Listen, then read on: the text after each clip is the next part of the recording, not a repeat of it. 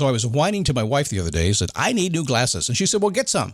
I couldn't tighten them anymore. They were scratched. You know the thing, right? But I didn't want to go through the process because you have to make the appointment. You have to spend weeks to get them done. And you got to pay a fortune, right? That's real. But I did. I spent $500 on frames and glasses, and that was cheap. And then I ordered a pair from my sponsor, Zenni Optical, for $70. Zenni is an online eyewear shop. Prescription glasses, sunglasses, blue light lenses, starting at under $30. You go to Zenni.com, you pick a frame, upload your prescription, and they ship it to your door. No appointment, no store, no upsell at the counter.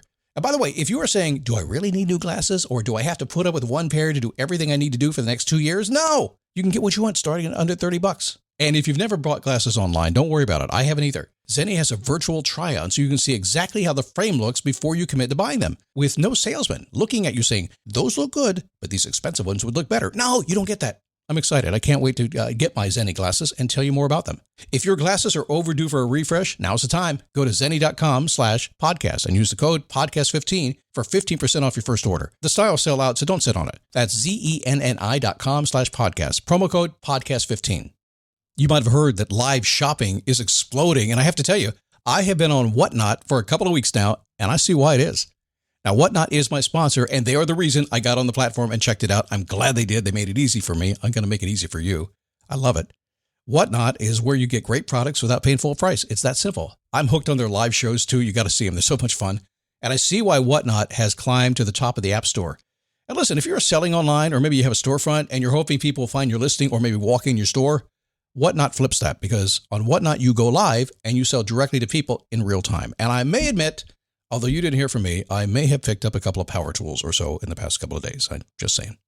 Whatnot, it's the largest dedicated live shopping platform with beauty, collectibles, electronics, luxury, fashion, even cookies, and anyone can sell. In fact, people who sell on Whatnot sell 10 times as much as any other major marketplace.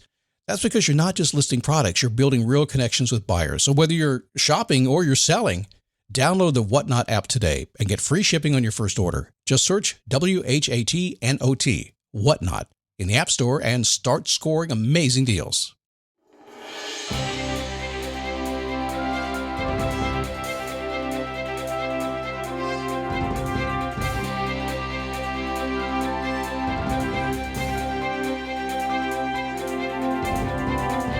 How are you? Come on in. Let's do this thing. Rolling through this week. All of us say, hey, come on, let's get back to normal. That's fine. Best thing you can do to get back to normal is to decide what normal is for you. Decide. I lean forward into something bigger than you, honestly. That's what I always do. Find something bigger. Find something that's exciting to you. Find something that makes a difference. Lean into that. Even if you don't know what, just lean into it. You'll figure it out. That'll give you something to think about, okay? Anyway, today, we're going to talk about people. The connection game, as I like to call it.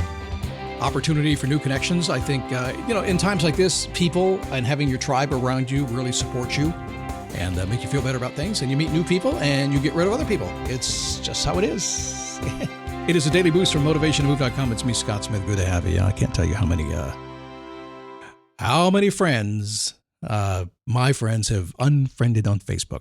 They have. I've never understood it, by the way. So a little bit of advice here. Yeah, if you're going to trash somebody who doesn't feel like you feel, you know their beliefs. Maybe they voted for somebody else that you didn't vote for, and you're just going to trash everybody who voted for that person that you don't like. If you're going to do that, and then that person sees your friend is seeing you trashing them, and you say, oh, I didn't mean you. I mean, yeah, you did. Yeah, you did. So I'm seeing so much of it. So if you're doing that, if you're just randomly trashing the world and then say, hey, friends, but not you because you're special, you got to look in the mirror and rethink that one, man. That's wrong. So yeah, I have gotten rid of a few people because they're just being stupid jerks. And I just said it out loud. That's what they were. I said, that ain't nice. That ain't cool. You're just blind to the world. You're tone deaf. I don't need to pay attention to that. So how many of you gotten rid of, huh? I'm not trying to be mean here. I'm trying to be motivating here. My job is this. I mean, sometimes I look at what I do. We actually dropped the slogan, the positive boost you need every day.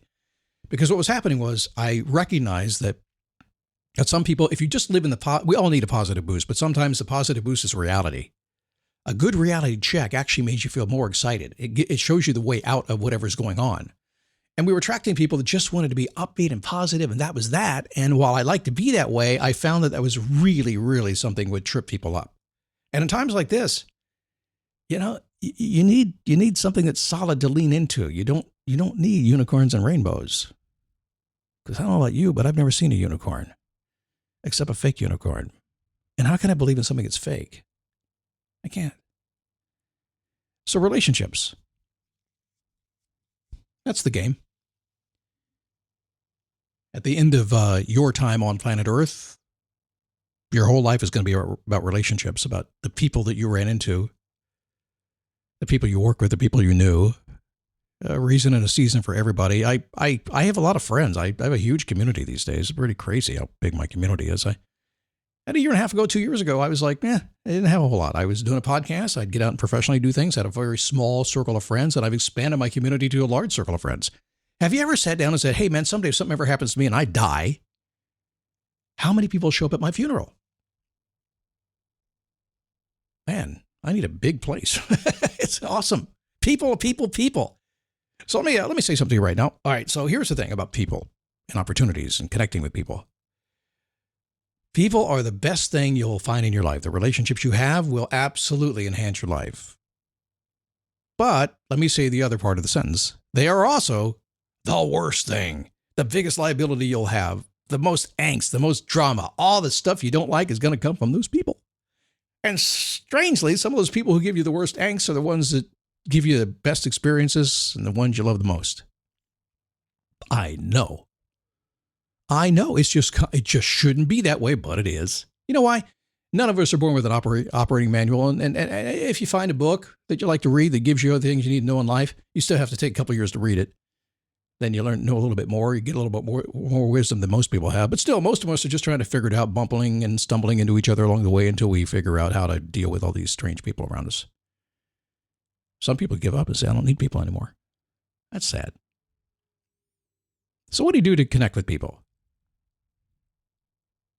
It's pretty simple. Number one, just always remember, it's not about you. It's not. I know it is technically. See, that's the problem with this. It is about you, isn't it?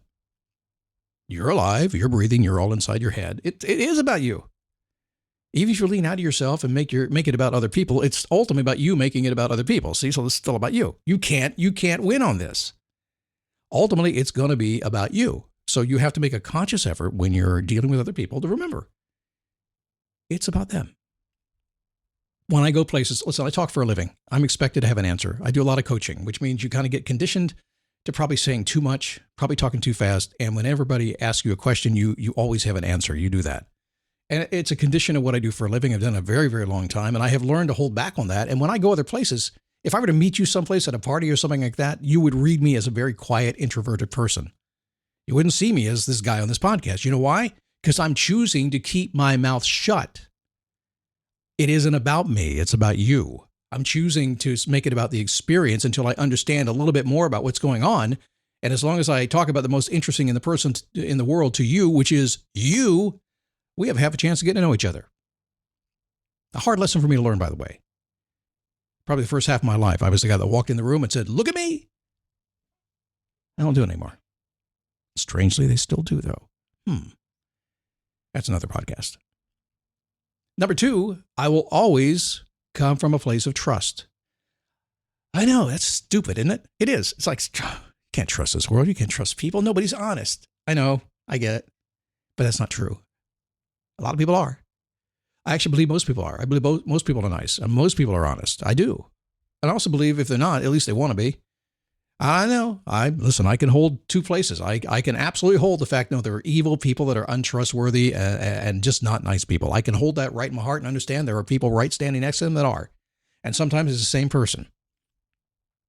A little wisdom will help you kind of navigate that a little bit.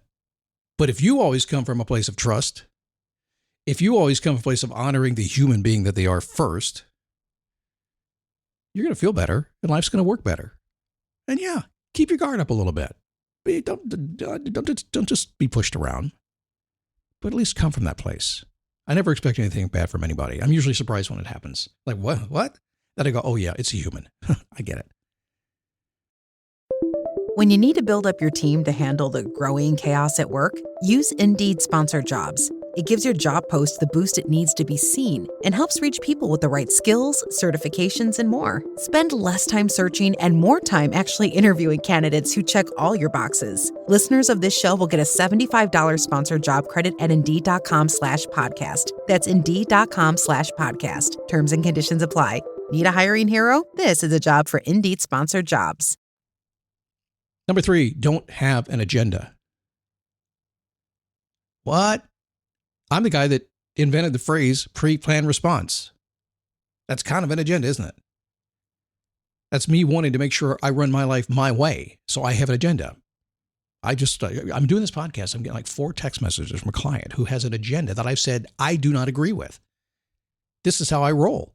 I will not respond to you if you do it that way.